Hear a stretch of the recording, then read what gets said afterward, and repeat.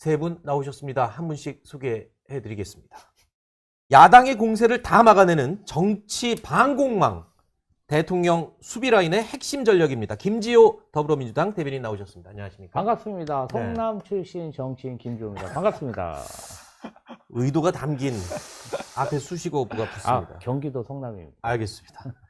자, 그리고 두 번째 분, 수려한 외모에 유려한 언변을 얹어서 신사적인 품격으로 평론의 미학을 완성한 국민의 대변인, 국민의힘의 대변인이 아니라 국민의 대변인 정광재 동현정치연구소장님도 나오셨습니다. 안녕하십니까? 네, 저는 경기도 연천 출신 정광재입니다. 성남과 그 연천은 그 차이가 많네요. 네. 이게 선거법상 예. 그 출마 의지를 밝히는 것까지는 괜찮은데요. 아하. 정책을 홍보하거나 아하. 뭐 이러시면 안 됩니다. 120일 이거 돌입했습니다. 연천이 많이 춥지 않나요? 알겠습니다. 그래서 겨울에 저는 추위를 잘 못 느낍니다. 알겠습니다. 세 번째, 자 이분 아까 제가 정광재 대변인 얘기할 때 수려한 외모라고 했는데 제가 한 줄 더 붙이겠습니다. 더 수려한 외모, 한쪽에 치우치지 않는 균형 감각과 판을 먼저 읽는 해안으로 정치판에 새 바람을 일으키고 있는 이기인 개혁신당 사무총장님도 나오셨습니다. 안녕하십니까? 네, 반갑습니다. 자 이제 속풀이 시작을 해볼까요? 어제도 속풀이 우리가 후련하게 해봤는데 이분 속을 정말 풀어드려야 될 것 같습니다. 민주당 정청래 대표의 속을 한번 풀어보겠습니다. 첫 번째, 자 일단 두 번째 사과를 했습니다. 공개적으로 이번에는 여러 번 갈등을 빚었는데 일단 대통령이 불쾌감을 딱 드러내는 순간 실제로 한 4번 정도의 송구, 죄송 막 이렇게 섞어서 사과를 했거든요. 일단 그 의미를 한번 짚어주시죠. 제가 어제 현장에 있었는데 네. 정청래 대표는 사과를 제대로 했다. 음. 그리고 사실 전준철 변호사를 특검으로 선임한 것 자체가 네. 처음에 굉장히 특검으로 추천하지 않은 자체가 뭐 정부 여당으로서는 굉장히 처음에 의아했어요. 왜냐하면 추천하지 않은 자체가요? 처음에는 이 2차 종합특검 자체가 네. 야당에서도 반대가 많았고 네. 거의 우리 정 대표님이 굉장히 강력한 리더십으로 밀어붙여서 법안이 통과된 건인데 네. 이 부분 관련해서 우리 당이 추천한 인사가 아니고 조국 혁신당이 추천한 인사가 추천됐다는 것 자체는 정부 여당으로서는 썩 내키지 않은 일이었죠. 그런데 일요일 주말 지나면서 왜 대통령실에서 조국 혁신당이 추천한 검사를 지명했는지 그 이유가 나왔잖아요. 근데 그 대북 송금 관련 사건 관련해서 사실은 이 사항이 완벽하게 조작된 사건이거든요. 그럼 이 조작된 그런 법리를 만드는 데 있어서 변호사들이 동원됐고 그런데 거기에 참여했던 변호사를 특검으로 추천했다는 것 자체를 여권의 일원으로서 누가 받아들일 수 있겠습니까? 이 부분 관련해서는 정청래 대표가 자신이 추천한 건 아니지만 네. 검증을 못한 책임, 네. 전반적으로 당에 있었던 모든 책임이 본인에게 있기 때문에 어제 깨끗하게 사과를 했다. 네. 저는 사과 잘하셨다고 생각합니다. 근데 이게 그냥 뭐 사과로 끝날 일이기도 했고요. 또 한편으로는 아니 그러면 이 쌍방울 쪽 변호인이었던 점을 전혀 몰랐다고 지금 밝히고 있는데 이 모를 수가 있나요? 아니 인터넷에 이름만 쳐봐도 나오는 내용 아닌가요? 이 정도? 이 내용 관련해서 이제 거기까지 네. 검증을 못한 것에 대해서도 왜 못했는지 앞으로 어떻게 개선해야 되는지도 설명을 했습니다. 네. 근데 다만 어제 이성윤 최고위원이 전준철 변호사와 본인이 윤석열 검찰총장에게 굉장히 탄압을 받은 인사들이다. 그렇기 때문에 추천하는 데 있어서 문제가 없었다. 네. 저는 이 부분도 문제라고 생각해요. 아니 우리 민주당이나 이재명 대통령이 정치 보복하기 위해서 특검 추진한 겁니까? 탄압을 받았던 당사자를 특검으로 지명한다는 것 자체 야당에서도 굉장히 불만스러웠었는데 네. 이것은 국민 보기에 굉장히 민망한 내용이라고 생각합니다. 절대로 추천하지 말아야 될 이유를 어제 저는 이성윤 최고위원이 말씀하셨다고 생각합니다. 네. 이건 이기인 사무총장님 얘기 한번 들어봐야 될 것 같은데. 그러니까 대북 송금 사건이 어디서 어떻게 조작됐는지가 불분명할 것 같은데요. 제가 하려고 다 했던 거짓말입니다. 그러니까 다 거짓말이라고 말은 할 수 있어도 그 증거와 사실관계 위에서 그렇게 주장을 하셔야 되는데 오히려 대법원에서 이화영 부지사의 확정 판결까지 있었고 또 연어술 파티 주장을 하지만 변호인들과 피고인들까지 앞뒤가 안 맞는 말들을 하고 계시잖아요. 처음에 변호인인가 피고인은 뭐라고 얘기했냐면 얼굴이 벌개져가지고 법원에서 기소했다라고 얘기했다가 그 다음에는 입에 술을 댔는데 술인 줄 알고 다시 내려놨다. 그러니까 앞뒤도 안 맞고 날짜도 안 맞아요. 5월인지 6월인지 9월인지. 대북송금 사건은 이미 판사들도 인정한 사건이기 때문에 어느 부분이 조작인지를 말씀해 주셔야 될 것 같고, 그리고 전준철 변호사를 추천한 게 도대체 뭐가 문제인지 사실 잘 모르겠어요. 특검 제도 이 도입 취지 자체가 살아있는 권력이 불편해할 만한 검사들을 추천하라고 있는 거거든요. 그래야지만 살아있는 권력과 눈치 안 보고 수사를 할 수 있다는 그 제도의 어떤 뜻이 있는 건데, 오히려 대통령께서 저렇게 불쾌하니까 집권 여당 대표가 공개적으로 이 사과까지 한다는 것은 이번 특검을 그냥 대통령이 의중에 둔 특검으로 국민들은 받아들일 수 있는 것이기 때문에 오히려 네. 전 대통령실의 반응이 잘못됐다라고 주장하고 싶은 네. 겁니다.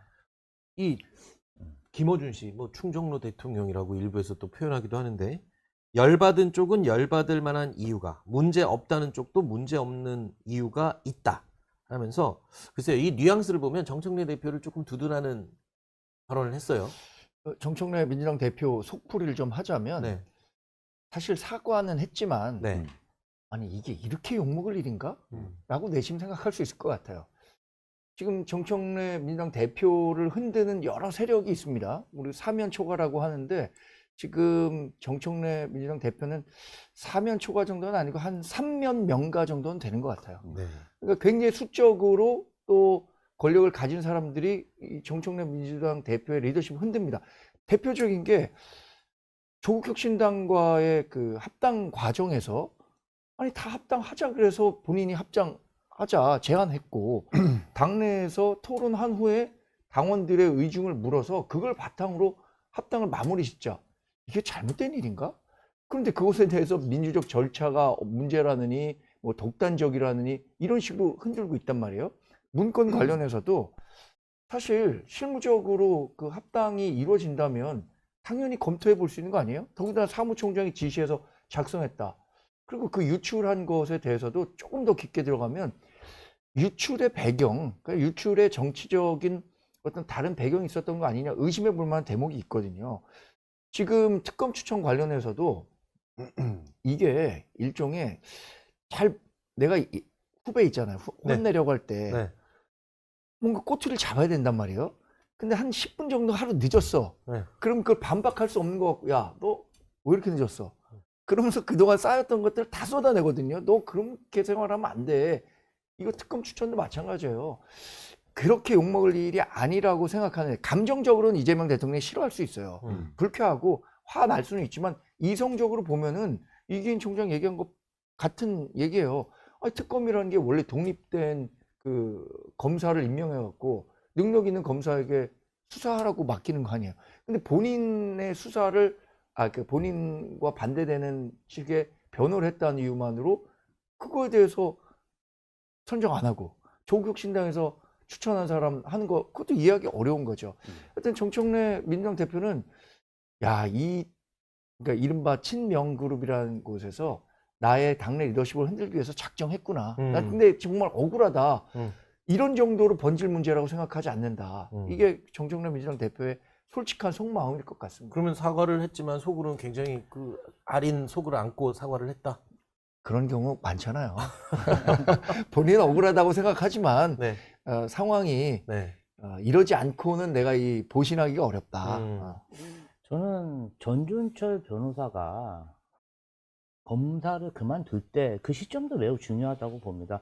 특수부 검사로서 SK그룹 관련해갖고 배임 혐의 등 광범위한 수사를 해서 기소를 하고 바로 검찰을 사직하고 그리고 법무법인을 옮겼죠. 그 네. 법무법인이 SK그룹 관련해서 굵직굵직한 M&A와 관련해서 여러 가지 수임을 받은 그런 회사입니다. 그렇다면 직접적인 그런 그룹사의 변호인이 안 됐어도 전관 예우를 받았을 것이라는 합리적인 의심을 할 수뿐이 없거든요. 그리고 사퇴한 시점도 윤석열 정부 때가 아닙니다. 문재인 정부 때 사직을 한 것이에요. 그러면 어떤 방식으로 검찰 내에서 탄압을 받았다는 것인지 그 부분도 사실 명확하게 보여지지가 않고, 탄압을 받았다고 해서 그 부분이 정말 검사로 지명할 만한 합리적인 이유인가? 저희 사실은 특수부 검사 데려다가 특별검사 시켜가지고 제대로 수사한 적이 있죠. 박근혜 국정농단 사건 때 그렇게 하지 않았습니까? 결과적으로 어떻게 됐습니까? 윤석열이 대통령 되고 저희가 얼마나 많은 고초를 겪었어요. 그러한 카르텔, 그러한 검사 시스템을 바꾸려고 저희가 정권을 받은 건데 똑같은 방식으로 그렇게 보복하듯이 수사를 한다는 것은 저는 민주당 당원들이 원하는 것은 아니라고 생각합니다. 일단 이 특검 추천 논란 때문에 지금 정청래 대표의 입지가 굉장히 좀 불편해졌어요. 좁아졌다고 하기는 좀 제가 그렇고 일단 이 논란 때문에 사과까지 공개적으로 연이어 2번이나 했고 그래서 당연히 합당 문제도 지금 어제 저녁 뉴스들 보니까 이 지방선거 이후로 미뤄질 가능성이 높아졌다. 뭐 무게가 기울었다. 이렇게 얘기를 해요. 오늘 이제 최고위 거쳐서 의원총회 거치면은 그 결론이 날 것 같은데 뭐 어떻게 예상하십니까? 지금 당내에서? 일단은 일요일에 조국 대표가 네, 합당 관련해서 최후 통첩성 기자회견을 했죠. 그랬죠. 뭐 다음 주까지 이야기해라.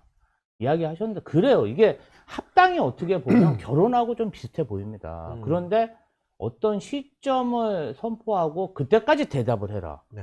저희가 그때까지 혼인 신고해라. 합당을 네. 하려고 하는 것이지 채권 추심을 받거나 빚독촉을 받는 건 아니잖아요. 그리고 몇 가지 말씀을 하셨는데 우리 민주당의 권력투쟁에 대해서 굉장히 심하게 비판을 하셨어요. 네. 그럼 이거 사실 대놓고 민주당이라는 집이 가문이 콩가루 집안에 막장 집안이다 이렇게 규정을 하신 거예요. 그렇다면 자 저희도 그렇습니다. 저희도 최고위원들이 이번 합당에 관해서 반대하면서 좀 조국 혁신당에게 듣기 거북한 이야기를 한 부분이 있어요. 네. 그런데 어떻게 보면은 반개 가족이죠.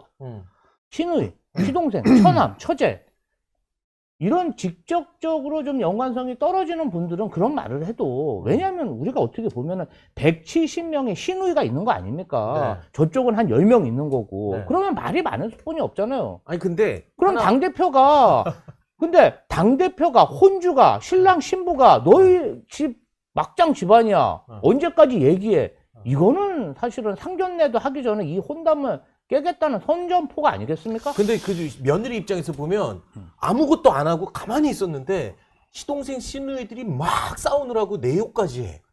그러면 억울하지 않을까요? 억울하죠. 억울하니까. 저쪽이 이쪽 집안을 너무 없는 집안이라고 무시를 하니까 여기 발끈하는 거죠. 아니 본인들이 저쪽에서 뭐라 그럴 것이 아니라 없는 집이라고 막 계속 무시하니까 네. 발끈할 수밖에 없다고 보고 저도 조국 혁신당의 그 조국 대표가 했었던 일요일의 내용은 합당에 결과적으로는 부정적으로 작동할 것 같아요. 민주당에서 그거 봐라 지금 조국 혁신당 나오는 태도 봐라. 벌써 김지우 대변인 그 문제 그렇죠. 제기하고 있는 거 아닙니까? 이게 합당이라는 게 이성적인 영역에서 두 당이 합당을 하면 이런 시너지가 있고 6.3 지방선거에서도 승리할 수 있고 조국 혁신당에도 도움이 된다. 이렇게 설득해도 모자랄 판에 지금 감정 싸움. 그렇죠. 이제 감정의 영역으로 갔거든요. 네. 저는 뭐 이거 이제 쉽지 않아졌다고 봐요.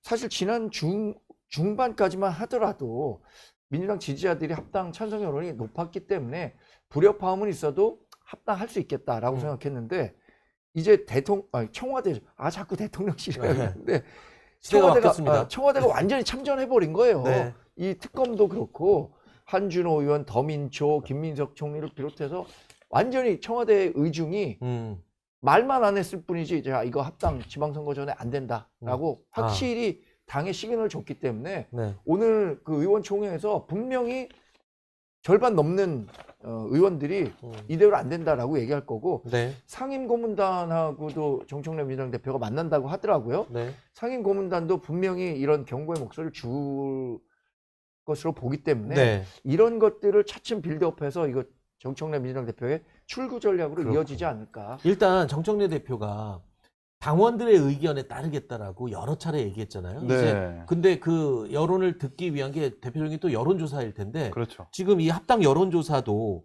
지금 비공개 최고위원회에서 투표를 했는데 5대 3으로 부결됐죠. 부결됐어요. 그러니까 여론조사도 이제 못하게 된 거예요. 네, 또 신임 원내대표인 한명도 원내대표도 부정적으로 원래 의견을 중도였는데. 표력해서 그게 안 됐다라는 건데 결국 이제 정청래 대표의 리더십이 지금 어디에 와 있나를 우리가 알 수 있는 거예요.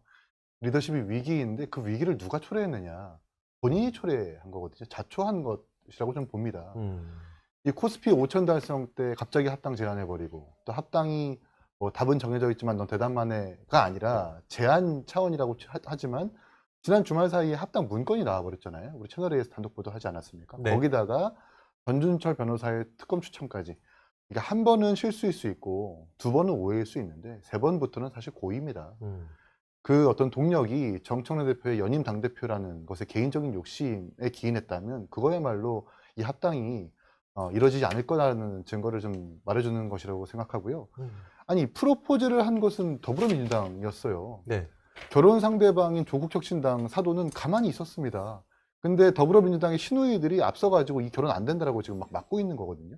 그래서 조국 대표는 아니 우리 빨리 결혼식장 잡고 결혼해야 되는데 안 그러면 우리 이 지금 뭐 헤어 메이크업 같은 거 다 예약해 놨는데 이거 취소될 수 있으니까 그래서 13일까지 빨리 좀 하자라고 하게 하는 건 당연히 지극적인 상식이거든요. 네. 근데 지금 민주당이 저렇게 나오니까 조국혁신은 되게 난감해질 좀 그런 위치에 와 있다고 생각을 합니다. 네. 스드메까지 나왔습니다. 아니, 그런데 근데- 이거 만약에 합당이 안 되면 지금 내부적으로도 어떤 세워놨던 선거 전략이 있을 거 아니에요. 궤도 수정이 굉장히 불가피할 수밖에 없을 아니 것 같아요. 뭐 합당 얘기 나온 지 20분이 안 됐고 네. 저희는 저희 당대로 지금 후보 검증하고 열심히 하고 있어요. 네. 그래서 조국 혁신당도 여태 그렇게 했잖아요. 합당 안 되면 그리고 이제 또 그런 것도 있죠. 선거 연대라는 게 있잖아요. 네. 또 합당 기구라는 것도 만들 수도 있고 좀 시간을 가지고 좀 서로 플러팅을 해보자, 좀 맞춰보자 이럴 수 있기 때문에 제가 봤을 때는 충분히 이 부분은 서로 좀 숙성시킬 필요가 있다. 너무 갑작스럽게 합당이 추진되면서 불협화음이 나온 부분, 마음의 준비가 안 된 부분도 있거든요. 네. 뭐 연애 기간이 짧아도 결혼을 잘 할 수 있지만 연애 기간이 길어도 네. 결혼은 잘 할 수 있다. 저는 그렇게 보고요. 같은 말 아니에요? 예? 근데 선거연대나 이런 거 있잖아요. 전형적인 강자의 논리입니다. 조국혁신당 생각하지 않고 네. 민주당에 도움이 되는 쪽으로만 한다면 네. 조국혁신당 지금 굉장히 좀 삐져 있을 거거든요. 네. 선거연대라는 것도 결국에는 조국혁신당의 일정 부분 연대를 통해서 어떤 자리는 너희들에게 주겠다라고 해야 되는데 지금 그럴 만한 논의를 민주당에서 하고 있는 것 같지 않고 진짜 강자의 논리로 야 너네 그 조그만 정당 갖고 우리랑 합당을 하려고 하는데 뭐 이렇게 바라는 게 맞냐 이런 식으로 나오는 게 그 조국혁신당은 받아들일 것 같아요. 네. 마지막으로 짧게 첨언하자면 네. 네. 지난주까지만 해도 이 합당에 반대하는 이 어떤 세력이 일부 개개인의 의견에 그쳤는데 네. 이번 주부터는 약간 세력화 조직화된 부분이 있고 또 김어준 씨, 유시민 씨도 저렇게 나서면서 약간 권력 투쟁화가 돼버렸어요. 거기다가 어저께 있었던 고위 당정 협의회에서도 김민석 총리가 국정 성과 내는데 집중해라라고 사실 일갈했거든요. 이건 대통령실도 나서고 당내 어떤 뭐 친명이라는 하는 분들이 직접적으로 나서고 있기 때문에 이 아마 합당은 물 건너간 것이 맞다라고 좀 봅니다. 김민석 총리 얘기 나왔으니까 그거 여쭤볼게요. 어제 대정부 질문에서 국무총리 나오셨는데 계속 그걸 물었어요. 그 당권에 관심이 있느냐. 서울시장은 이미 포기한 것 같고 당권에 관심이 있느냐 물었더니 국정에 전념하겠다. 모범 답안이죠. 모범 답안인데 네. 근데 이제 김민석 총리가 그렇게 뭐 대답을 회피하는 것은 당연한 거고요. 네. 어찌 보면 박충건 의원인가요? 네. 그런 질문을 하는 것은 안 됩니다. 아, 그래요? 대정부 질문은 당권과 관련된 뭐 문의를 하는 자리가 아니고 국정에 대해서 이야기를 하는 자리이기 때문에 애초부터 그렇게 대답할 수밖에 없는 자리였다라고 는 개인적으로 생각을 합니다. 그렇군요. 이 김민석 총리의 당권 도전 얘기는 당내에서는 뭐 어떤 분위기예요? 아니 뭐 현직 국무총리니까 네. 국정에 전념하는 게 상식 아닙니까? 여기도 모범 답안. 예, 법적으로도 그게 맞고 그런데 이제 지금 이게 초기에 너무 부각되는 게 부담스러운 측면은 있죠. 왜냐하면 지금 당권이 중요한 게 아니라 민주당은 배가 고픕니다. 지방선거에서 이기지 못하면은 저 매우 어렵습니다. 그렇게 네. 지금 저희가 합당론이 왜 하겠습니까? 어떻게 하든 세력을 모아서 지방선거에 이기기 위함이잖아요. 지금 저희가 그럴 때는 아니죠. 근데 명청 갈등의 핵심이 당권 아닌가요?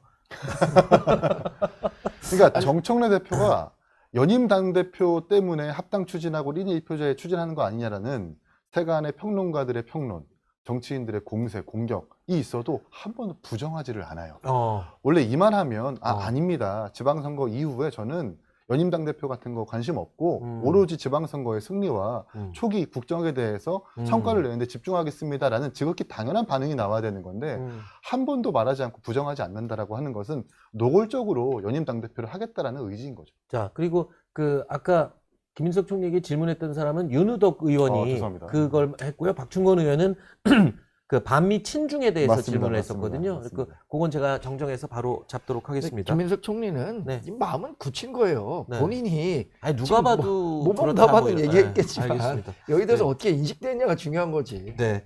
자, 그러면 이번에는 또 국민의힘 장동혁 대표의 속을 한번 풀어보겠습니다. 정말 복잡할 것 같아요. 일단 친한계 배현진 의원이 징계 위기에 놓였고 그 전에 앞서서 우리 김종혁 최고 제명, 그죠? 거기다가 배현진 의원도 지금 화살 맞기 직전입니다. 이 보복전 뭐라 그래야 되나요? 숙청 정치 막 얘기 나오는데 일단 국민의힘 내부 분위기 지금 되게 어수선하잖아요. 어수선하죠. 특히 그 어제 굉장히 화제가 됐던 게 배현진 의원이 장동혁 대표 찾아가서 그 뭐라 그랬어요? 저 언론 내용은 하면 간단합니다. 네. 지금 어쩔 거냐? 네. 어쩔 뭐 하자는 겁니까? 나한테 왜 이러세요? 저를 뭐 이런 거 어떻게 있잖아요. 하겠다는 겁니까? 그러니까 윤리위원회가 서울시당 왜 흔드는 겁니까? 네. 그래서 저를 제명하겠다는 겁니까? 그러니까 장동혁 대표가 윤리위는 독립된 기구입니다. 네. 한마디 하고 더 얘기를 했음에도 불구하고 본인이 그 다른 일정이 있어서 일어나야 한다라고 해서 확답을 듣지 못하고 나왔다고 하는데 네. 최근에 장동혁 대표에 대한 별명 가운데 하나가 돌부처라는 거예요. 돌부처. 네. 가서 장동혁 대표에게 이런 저런 얘기를 하는 의원들이 많을 거 아닙니까? 네. 그럼 염화 미소를 짓고 알겠다. 잘 들었다. 어. 그런데 그 이후에 본인이 얘기한 것이 반영되는 게 하나도 없더라. 그래서 이 돌부처라는 별명을 얻었다고 하는데 장동혁 대표도 지금 속이 말이 아닐 겁니다. 그렇죠. 정청래 민주당 대표에 좀 가려서 지금 좀 가려 있잖아요. 근데 본인이 전한길 씨는 와서 영수증 내밀고 있는 거 아닙니까? 그렇죠. 아까 뭐 비독촉하는 것도 아니고 이렇게 얘기를 했는데 내 채권만큼 달라 얘기하고 있는 거고 한동훈 전 대표는 제명을 했다고는 하지만 여전히 정치적인 존재감을 무시할 수 없을 정도의 당 밖에서 목소리를 내고 있고 지방선거는 다가오는데 뭐 인재영입위원장도 선임하고 새로운 사람들을 데리고 오고 싶은데 지금 우리 그 국민의힘이 이번 지방선거 굉장히 어렵다고 판단이 되기 때문에 네. 좋은 사람들이 선뜻 국민의힘에 오려고 하지 않아요. 좋은 사람들을 데려와서 6.3 지방선거를 정말 승리할 수 있는 그런 자원을 데려오기도 어렵고 그러니까 상당히 어려운 상황이죠. 그러다 보니까 일각에서는 지도부 데스노트라고 얘기를 하더라고요. 그 데스노트가 사라지기 전에는 방금 말씀하신 것처럼 사람들이 가까이 오려고 하지 않을 것 같은데 이 데스노트는 계속 이어질까요? 누구까지 이어질까요? 아니 근데 이거는 뭐 우리가 이미 먹어본 맛 아니겠어요? 이미 국민의힘에서 윤리위원회라고 하는 것은 당의 정적을 축출하는 정가의 보도처럼 쓰여진 건 당연한 거고 그래서 이준석 대표가 그렇게 쫓겨났고 그리고 한동훈 대표와 지금 배현진 의원도 그 당시에 그 앞장서 가지고 징계가 맞다라고 주장했던 분들 아니십니까? 이 카르마라는 게 있는 것 같아요. 확실히 업보라는 게 있는 것 같고 결국 다 본인들이 업보다는 생각이 한편으로는 들고요. 네. 전 배현진 의원 지적하지 않을 수 없어요. 예. 뭐 연판장을 돌렸다는 의혹 때문에 지금 제소된 부분이 있는 것 같은데 본인은 부인하고 있잖아요. 네, 본인은 부인하고 있죠. 근데 제가 확인해 보니까 서울시 의원들, 특히 배현진 의원의 지역구인 시의원이 원내대표인데 그 원내대표 시의원이 시의원들한테 전화 돌려가지고 연판장에 연서해달라고 주장한 건 맞답니다. 근데 그 과정에서 강요나 압박은 없었다고 하고요. 근데 구조가 문제죠. 서울시 의원이 배현진 소속 지역구 출신인데 배현진 의원은 하필 또 서울시당 위원장 공천권을 가지고 있는 사람이거든요. 그럼 그렇게 해서는 안 되는 거예요. 아무리 한동훈 대표의 징계가 부당하다고 판단해도 그렇게 해서는 안 됩니다. 오히려 하지 말라고 했었어야 되는 거고 그리고 이분은 이미 전력이 있잖아요. 과거에 나경원 대표가 당대표 나가려고 했었을 때 불출마를 적용하기 위해서 연판장에 이름 올렸던 분 아닙니까? 근데 연판장으로 뭔가 당내 문제를 해결하려고 하는 게 아니라 정치력으로 해결해야 되는 건데 이거 한 번이 아니기 때문에 어찌 보면 장동혁 지도부도 징계를 안 할 수가 없는 지경에 이를 거다라는 생각을 합니다. 저는 그 장동혁 대표하고 친한계가 네. 정당을 바라보는 가치관이 좀 다르다고 봐요. 시각 자체가. 친한계에서는 국민의 사랑을 받기 위해서 어떤 방식으로 당내에서 경쟁을 해야 되고 컨텐츠를 내야 되냐, 좀 민주당과의 경쟁에 좀 치중하는 부분이 있고, 장동혁 대표 같은 경우는 지금 어차피 뭐 경쟁이 되겠냐, 이번 판은 뭐 이런 표현 하기 그렇지만 좀 나가리지 않냐. 네. 그러면 당내에 있는 경쟁 세력을 다 축출해내면 결국 보수, 지금 극우가 되죠. 극우라는 이 블록에서 우리가 독점적인 위치를 가지고 있고, 이 독점적인 위치를 2, 3년 계속 버티다 보면 민주당이 실수했을 때 전체 정권도 먹을 수 있지 않느냐. 그러니까 어떤 자유로운 경쟁보다는 알박기 정치, 네. 좀 독점적 정치를 하고 있는 게 아닌가. 그렇기 때문에 장동혁 대표의 데스노트는 네. 이번으로 끝나지 않는다. 왜냐하면 친한계에서 위협하는 거니, 이렇게 하면 지방선거에 질 수 있는데 당대표로서 감수할 거야? 이러면서 계속 공략을 하는 거거든요. 네. 근데 장동혁 대표는 그게 목표가 아닌 거예요. 선거에 이기기 위한 게 목표가 아니고 이 사람들을 다 몰아내는 게 목표다. 그런데 이렇게 얘기했어요. 지금 극우의 독점적인 지위를 차지하려고 한다. 선거 이기는 건 관심 없다. 근데 바로 어제 김인수 국민의힘 최고위원이 이렇게 얘기했거든요. 윤 어게인과는 손잡아서는 지방선거 이길 수 없다. 그러니까 저는 이 발언이 의미가 뭐 자리가 좀 특별하긴 했지만, 유튜브들 모인 자리였긴 했지만, 저는 이게 노선 변화에 의미가 있는 부분도 있다고 보거든요. 이게 과연 지방선거를 생각 안 하고 이런 말을 할 수는 없죠. 일단 선거에 이기지 않으려고 하는 당대표가 어디 있습니까? 정치를 하는 사람은 모든 선거에서 이기고 싶어하고, 당대표는 본인의 정치적인 그 미래가 이번 6.3 지방선거 결과에 달려 있는데, 지방선거에 이기지 않겠다라고 생각하는 것 자체가 잘못된 생각이라고 판단할 수 있고, 배현진 의원과 관련해서는 제소할 수 있습니다. 네. 그리고 그것을 윤리위원회에서 안건으로 다룰 수 있어요. 네. 그런데 징계를 하기 위해서는 사실관계를 파악해야 되는 거 아니에요?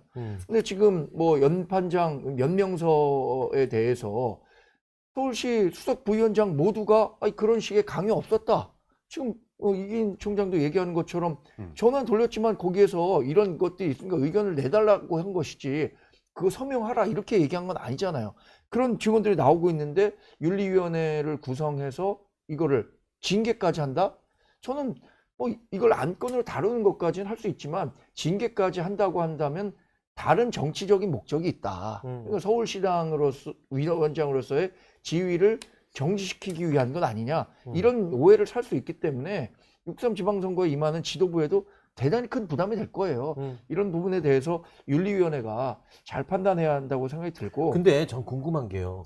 그 집단 내에서의 갈등을 본인들끼리 해결 못하고 다 윤리위를 통하는 게, 지금 모든 게 윤리위에서 결정하는 게 뭐 윤리위가 전지전능한 곳도 아니잖아요. 그러니까 우리가 그 정치의 사법화, 그러니까요. 바람직한 방향 아니다, 네. 이렇게 얘기를 했는데, 이런 문제를 다 윤리로 끌고 가서 하는 거는 부담스럽죠. 저도 네. 뭐 바람직한 방향은 아니라고 생각합니다. 또 뭐 아까 앵커께서 질문을 하셨던 김문수 최고위원을 비롯해서 이제 지도부가 네. 6.3 지방선거를 두고 일종의 스탠스 변화, 전략 변화가 있는 거 아니냐라고 말씀하시는데, 어제 김문수 최고가 그 얘기를 했더라고요. 전 바람직한 방향으로 갔으면 좋겠습니다. 그게 중도 외연이고 결국엔 선거에 승리할 수 있는 방향이라고 생각하는데, 김문수 최고나 장동혁 대표는 굉장히 어려운 부분이 있을 거예요. 왜냐하면 한동훈 전 대표를 당 밖으로 쫓아내는데 이른바 강성 지지자들의 힘을 이용해 왔단 말이에요. 네. 근데 쫓아내니까 이제 강성 지지자들도 쓸모가 다 했다, 이른바 토사구팽 하려고 하는 거 아니냐라고 또 강성 지지자들이 들고 일어서면, 그러면 또 굉장히 곤란한 상황에 처해지지 않을까 싶습니다. 근데 만약에 김인수 대변인 말처럼 지금 윤 어게인과 손을 잡지 않고 6.3 지방선거를 치르면 중도를 얻을 수 있나요? 구조상으로 지금? 아니 그러니까 어저께 제가 방송을 잠깐 봤는데, 그렇다고 해서 되게 화끈하게 절연을 한다거나 선을 긋는 것도 아니에요. 우리가 윤 어게인만으로 선거를 치를 수 없지만 여러분들 함께 포용하고 가겠습니다라는 그 애매한 말을 했기 때문에, 절연도 아니고 뭣도 아닌 네. 애매한 스탠스를 취하고 있는 거고, 설령 윤 어게인과 부정선거 세력을 확실하게 선을 긋는다 하더라도 지금 시기라는 게 있잖아요. 네. 타임이라는 게 있고, 예비 후보 등록 지금 열흘 전입니다. 음. 공부도 평소에 해야 시험을 잘 보는 건데 음. 벼락치기해서 시험 잘 볼 수 있겠습니까? 음. 그래서 많은 국민들이 그리고 당 밖에서 많은 인사들이 제발 윤호개인가 부정선거에 대해서 확실하게 절연해라라고 요구한 건데 그렇게 안 했잖아요. 오히려 그것을 지지 기반으로 당대표도 되고 최고위원도 된 것 아닙니까? 네. 근데 이제 와서 선거를 위해서만 그 세력들을 손절하겠다? 어떤 다수의 민심이 거기에 소구가 돼가지고 반응을 하겠습니까? 저는 부정적으로 봅니다. 구구도 네. 언더 친윤이 있고 네. 오버 친윤이 있고 윤 어게인이 있는 거예요. 거기도 시장이 세분화된 거기 때문에 짧게 차이가 어떻게 되는 건지. 아니 그러니까 언더 친윤, 언더 오버 친윤은 저기 거기다 또 윤어게인은 어느 사이에 영남권에서 이렇게 네. 좀 장동혁 대표 옛날에 뭐 윤 어게인하고 네. 결별해야 되는 이분이고 오버 친윤이 김민수 네, 최고나 네, 네. 지금 뭐 고성국 뭐 이런 위주고 그 윤 어게인이 전환기 쪽인 거죠. 네. 거기서도 시장이 세분화되면 여기는 좀 쳐내야 된다. 한동훈 걔하고 그렇게 보는 것 같습니다. 그럼 전환길 씨 지지자들은 지금 굉장히 불편할 날인 아니 것 거기다가 지금 전쟁 났어요, 벌써. 네. 부정선거를 마침 그 뭔가 본인들은 부정선거로 당선된 사람이 아니다라고 해서 주장한 그 타이밍이 네. 하필 이준석 대표가 전환기 씨와 부정선거를 토론한 그 직후에 얼마나 비겁한 일입니까?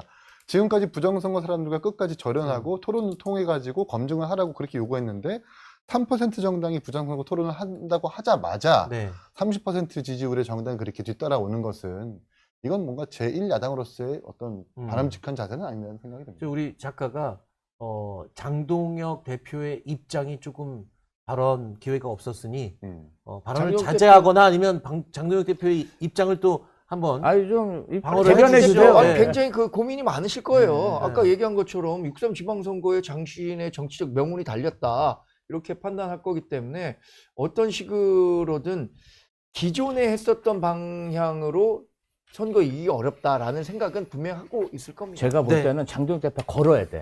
그래요? 6.3 지방선거에서 국민의힘이 정말 패배하면 내가 의원직 사퇴하고 정계 은퇴하겠다. 이거 거는 것 좀 이제 뭘 그만 또 좀 하세요. 걸어? 이제 걸었으면 좋겠어. 그만 좀 걸어요. 뭐 너도 나도 다 거니까. 타짜야. 아니, 대변인님 뭐 거시겠어요? 아니 21층에서 1층 걸어 내려가세요. 저기 그 장동혁 대표의 입장은 요 다음에 이제 시그널픽에서 김재현 우리 최고위원님이 나오시거든요. 이때 좀 충분히 얘기를 제가 듣도록 하겠습니다. 자, 속이 좀 풀리셨는지 모르겠습니다. 저는 좀 답답해졌는데도. 알겠습니다. 세 분 오늘 감사합니다. 감사합니다. 고맙습니다.